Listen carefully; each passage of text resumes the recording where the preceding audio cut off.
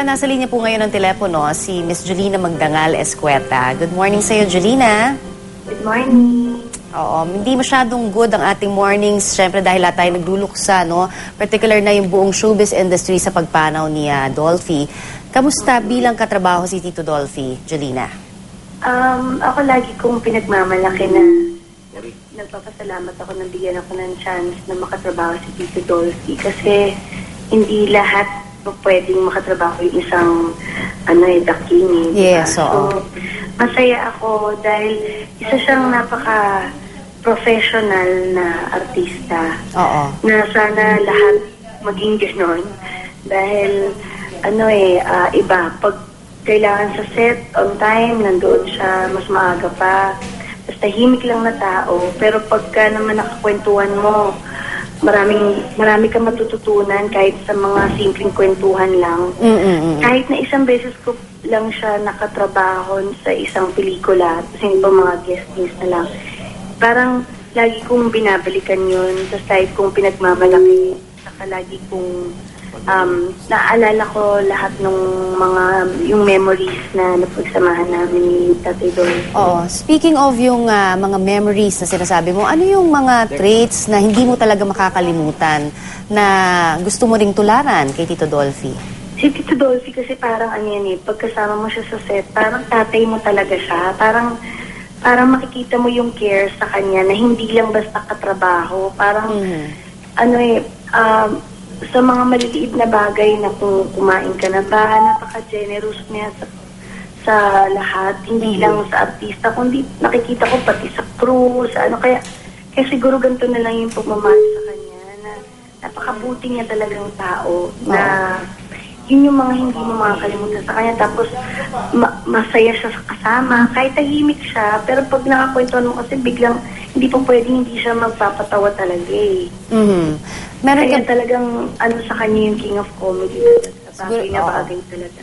Yes, lahat talagang, kumbaga, nagkaroon siya ng impact na malaki, no? Katrabaho man o kaya sa mga ordinaryong tao. Kaya siguro maganda rin na marinig mula sa iyo yung pakikiramay din sa kanyang mga naiwang pamilya, Julina. Kagabi nung kumalat na nung nabasa-basa na namin sa tweet, hindi ako agad-agad naniniwala, parang naiinis pa nga ako kasi una kong nabasahan ng tweet na yun na parang kung hula man yun o lang, parang sure na ba? Parang gano'n. Nag-text ako agad kay Direk Eric. Sabi ko, meron akong pagtitiwalaan na tao. Sabi ko, Direk, ikaw yun. Sabi ko gano'n kasi baka marami lang nagtitrip dyan. Tapos, hindi pa siya sumagot agad. Tinawagan ko rin si Karel.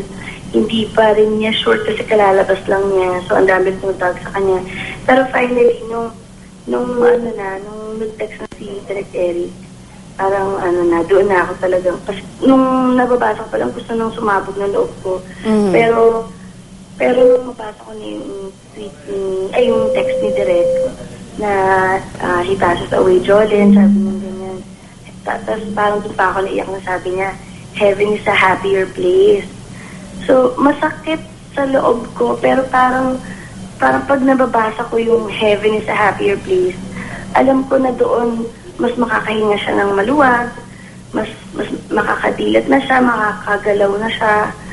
Pero sobra pa rin yung, kahit na alam ko na minsan baka yung kamag-anak ni Tati Dolphy, minsan inilintay na lang yung day na ito. Pero masakit pa rin. Sa totoo lang, sobrang hindi ko alam kung anong nararamdaman ko kagabi. Sobrang, hindi ko na maramdaman na may tapilok pala ako, tsaka masakit yung likod ko. Ang sakit lang yung loob ko. Yun talaga. Hindi ako matigil talaga ng kakaiyak. Sobra ako nakikiramay sa kanila. Pero alam ko na mas alam nila kung ano ang pakiramdam ni Tatay Dolphy ngayon. And ako, kung masaya sila in a way, magiging masaya rin ako for Tati Dolphy dahil alam ko mas masigla siya ngayon.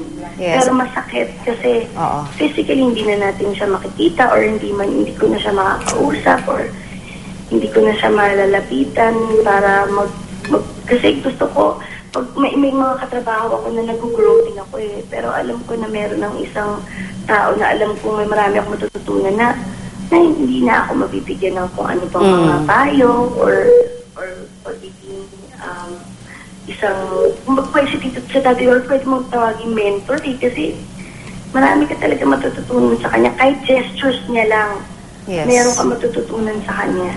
Totoo yun. Kaya nga, siguro talagang maraming nalulungkot dahil I think kahit na alam na natin na may sakit siya, nandoon yung you can never really be prepared for something like this. Sobra. Ganun yung feeling. Yung alam mo, doon na papunta, pero nung time na ito na, masakit eh. Masakit. Kahit isang movie ko pa lang siya nakasama na, sasaktan ako talaga. And hindi ko siya talaga pinuntahan sa hospital kasi ayoko siyang makitang ganun. Ayoko humarap sa salamin na nakikita ko yung window na yon, nandun siya na nakahika, na hindi, kung maraming nakakabit sa kanya, ayoko. So ngayon, parang lagi ko pa rin siyang nakikita kung paano ko siya nakasama sa pelikula.